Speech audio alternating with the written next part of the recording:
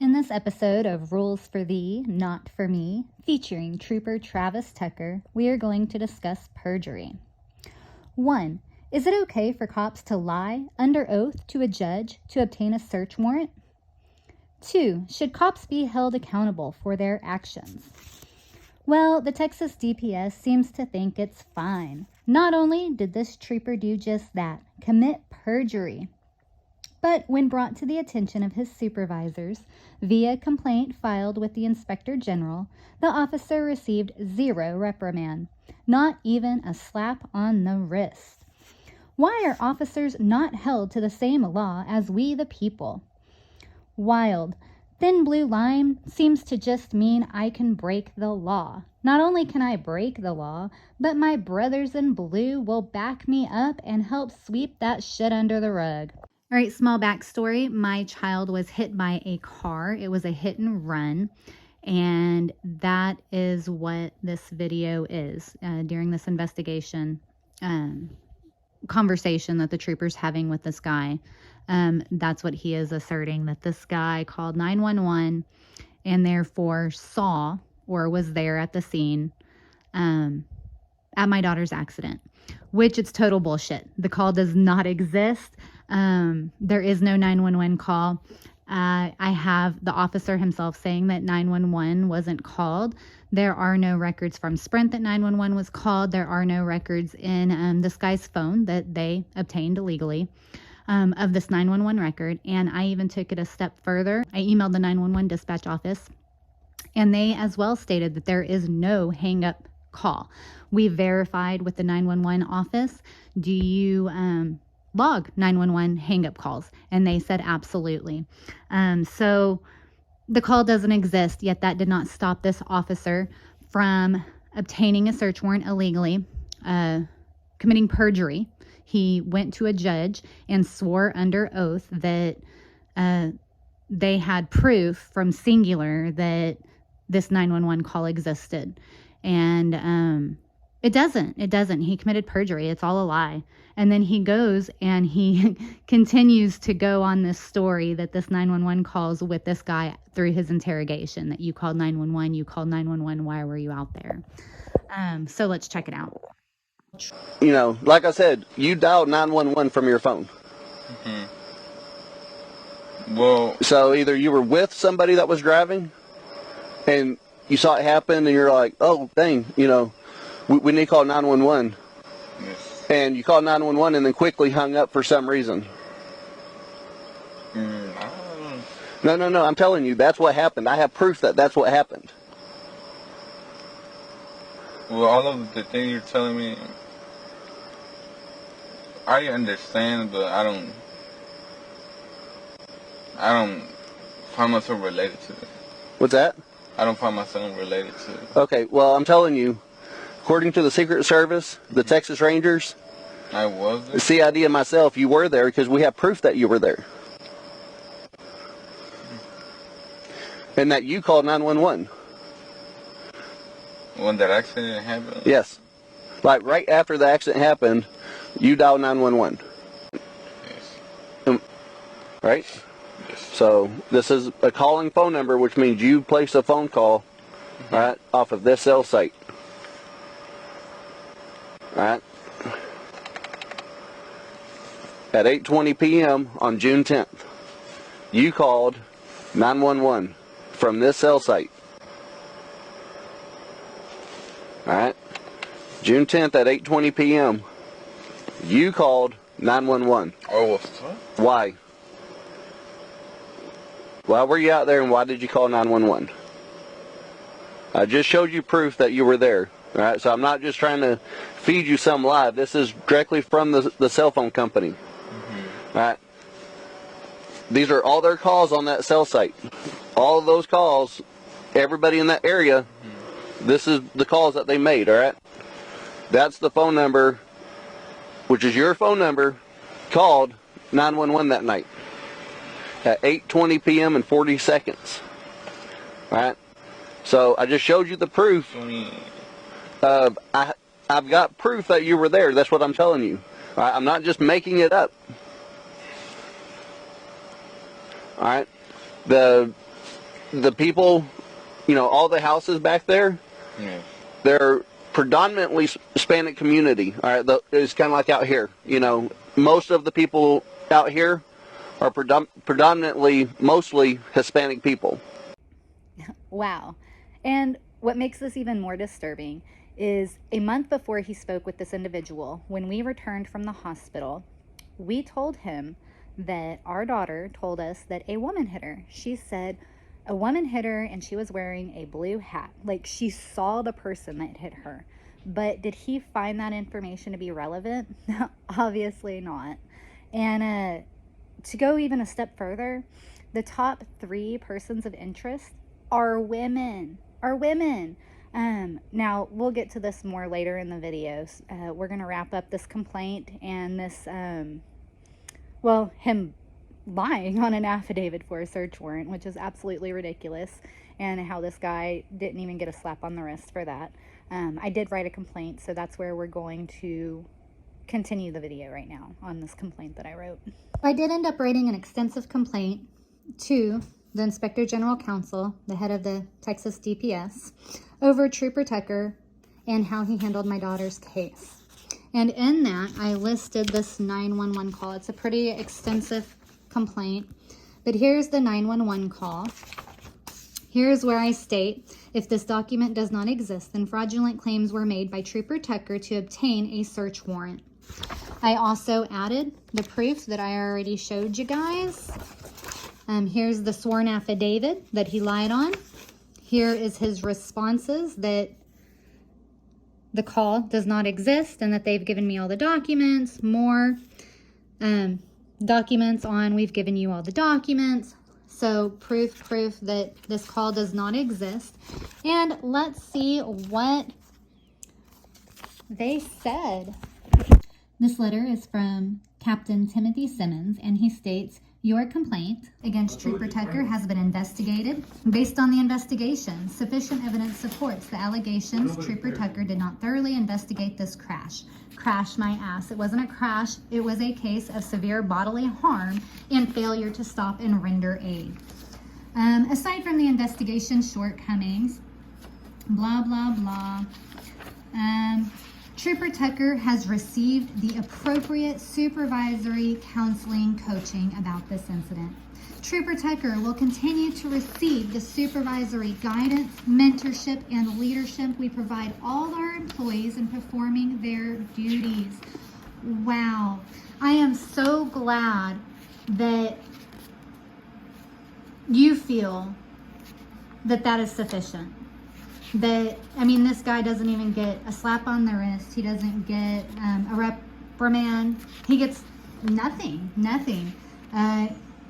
My complaint, as you can see, was pretty significant, and literally they told this guy, there, we'll help you do better next time. This is a total slap in the face to my family. It is a total slap in the face to my daughter, and fuck you all. So there you have it. This officer, this Trooper Travis Tucker, lied on an affidavit. I have proved without a doubt that he lied on this affidavit for a search warrant, claiming that 911 was called, and he has proof from Sprint. None of this exists. And yet that didn't stop him from lying under oath to a judge and receiving a search warrant for this guy's phone. This guy's rights have been absolutely violated by this trooper. And it is absolutely ridiculous. And not only is it absolutely just so concerning and scary that we have officers out there just willy-nilly, going and obtaining search warrants on false claims, on lies, pure lies. But his own superiors don't even see a problem with it. His own superiors are allowing it. They don't even give him a reprimand. People, this isn't even in his file. I did a written request for all of the complaints in his file, like maybe 6 months after this complaint was reviewed and processed and everything. And I got a letter back stating that since he didn't receive any disciplinary action, there are no complaints to be released because, I guess it just doesn't exist if you weren't disciplined. And since they didn't discipline him, there you have it. They just swept it under the rug and it doesn't exist. Nobody can ever see my complaint except for me showing it to you. But in the eyes of the state, it's under lock and key because he wasn't disciplined. Oh my gosh, absolutely ridiculous. Absolutely ridiculous that we pay these people. If our superiors are not holding these guys accountable, how many of these officers are out there just blatantly lying on affidavits for search warrants? So that wraps up the perjury portion of this video, but keep watching if you want to see how the fuckery continues in this shit show of an investigation. It's interesting how they tried to pin my daughter's hit and run on this poor Hispanic guy when the top 3 suspects are white women. What? Yes, you heard that right. The top 3 suspects are white women, and the home they were leaving from, also a white couple. That's interesting considering this is a predominantly Hispanic area. So I guess that means a Mexican must have done it, right? No. You lied on your affidavit. You're a piece of shit, officer, and you should be fired. And to add insult to injury, we told Trooper Travis Tucker when we arrived home from the hospital that our daughter said that a woman hit her. That's right, a woman hit her. She said she looked me in the eye, she saw me, and they hit me anyways. She even told us that the woman was wearing a blue hat, but I guess he didn't find our tips to be relevant in his investigation. Now, while we were in the hospital, we gave a tip to Trooper Travis Tucker that our neighbor was outside and saw the vehicle and that they knew what house down the street the assailant was coming from. We told him to go talk to our neighbor, as I wasn't sure what house she was speaking of. Hint, hint, she was speaking of the purple-starred house, which she physically pointed out to me at a later date. Do you want to know the house that he went to not once, but twice? You see the little red circle there? That's all the way down our street. You take a left, you go all the way down, you take another left. You see that house circled in red? Yes, this is the house the trooper went to twice. Another Hispanic family that he asserts, oh, everyone keeps turning us back to this house. Everyone's pointing to this house. No, sir. Everyone was pointing you to the house with the purple star where the white people live. Crazy, crazy. Oh, you want to know what's crazier? The people that live with the little purple star never questioned. Never questioned. What? Are you freaking kidding me? Guess what? There are 2 women whose phones pinged, and one of them, again, never questioned, and they have ties to the lady at the purple starred house.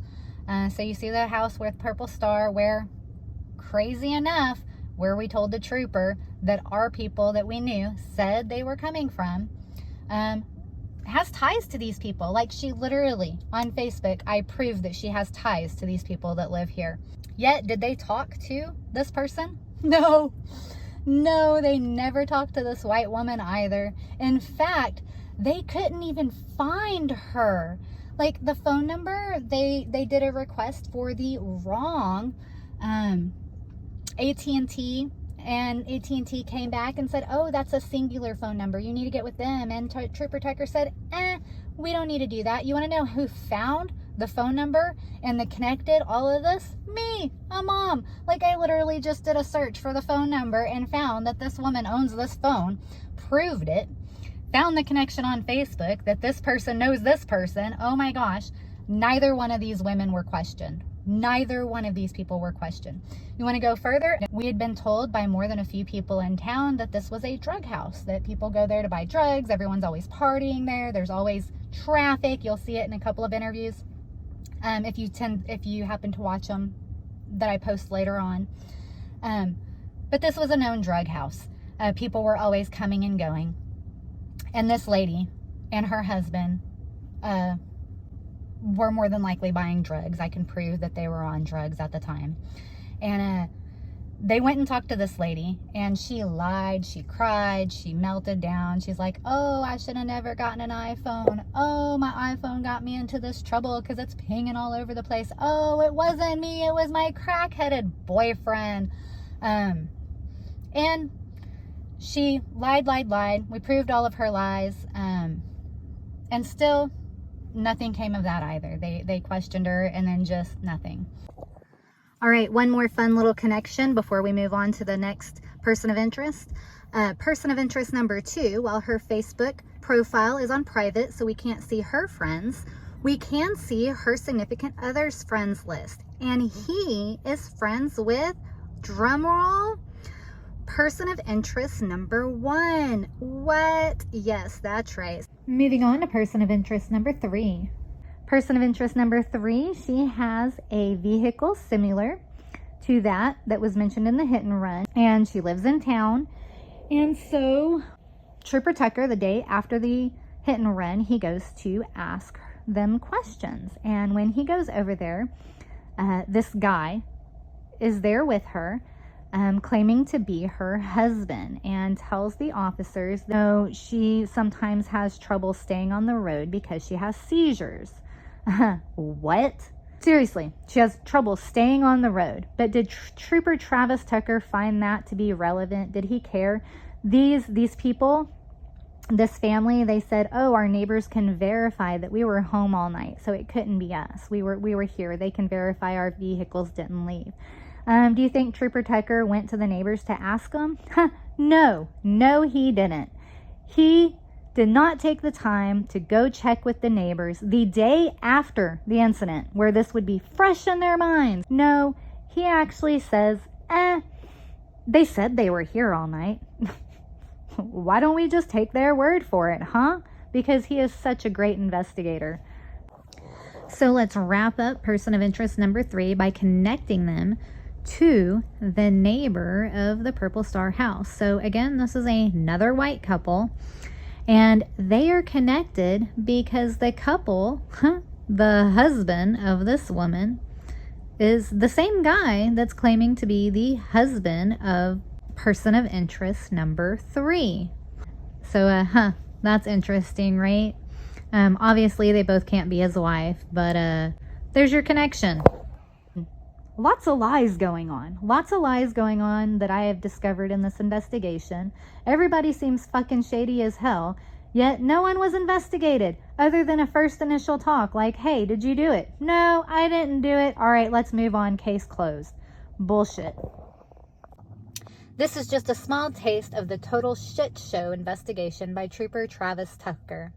The assailant was never found because of the lack of investigation on Trooper Travis Tucker's part, and because it is past the 3-year statute of limitation.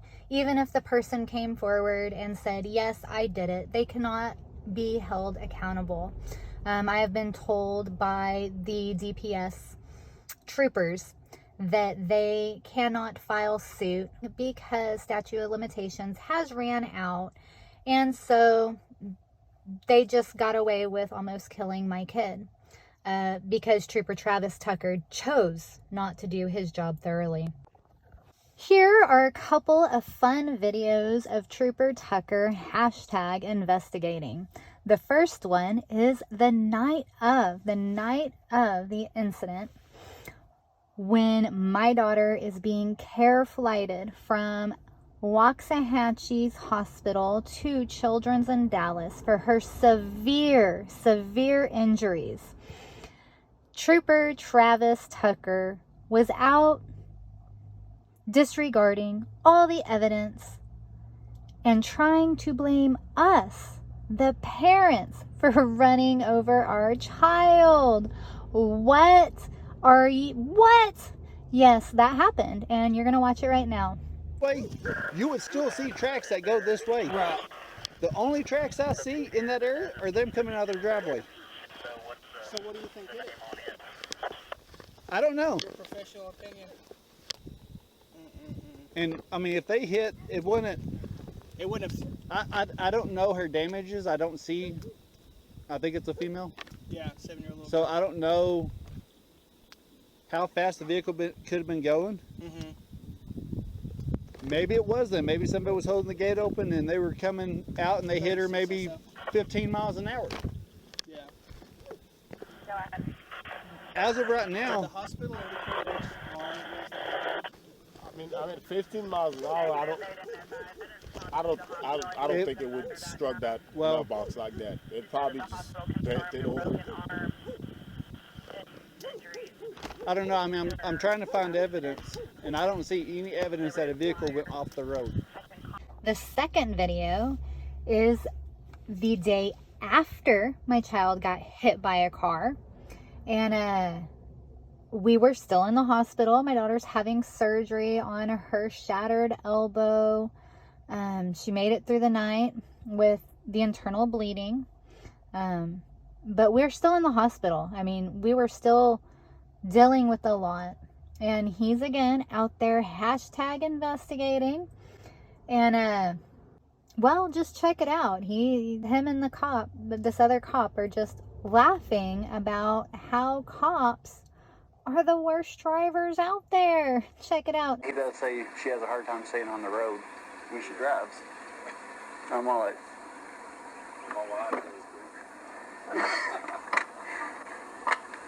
well, my wife would say that I do, but. Cops are the worst drivers out there, basically. Yeah. The third clip is when we returned from the hospital. Me and my daughter had been in the hospital for a few days. And when we returned home, we drove through town. We saw the officer. He followed us to the house to get our statement. And, well, you just check out how caring he is. When you put these three together, these three little tidbits, I think you can really see his overall character. But go ahead and check it out. You're gonna go ahead and watch him tell us how maybe we just shouldn't have our daughter check the mail, right? I mean, this is our fault. He's still trying to blame us, the parents. It is our fault because our daughter checked the fucking mail. God forbid. Worst case scenario, don't send the child out when you're coming home. Just swing by, pick it up yourself. Yeah, that's usually what we do. Anyway. And she already checked the mail that day. And so she was just out here and was like, I'm going to go check it again. And Yeah. She's just a kid. She just. And we got the mail on the way in that day.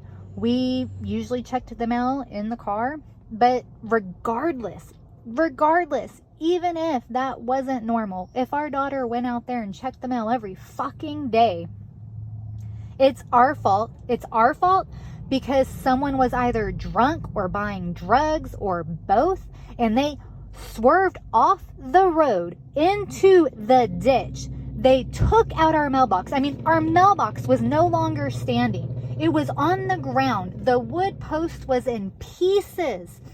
Took out my child. The mailbox was imprinted on my child's abdomen. The post was imprinted, bruising down her thigh. But we the parents are responsible. That is this guy's outlook. And I'm not too quite sure that maybe that's why he failed to investigate, because he just from the get-go decided it was our fault. And so he chose literally not to investigate this shit at all. Or simply didn't care. Or was just incompetent and lazy.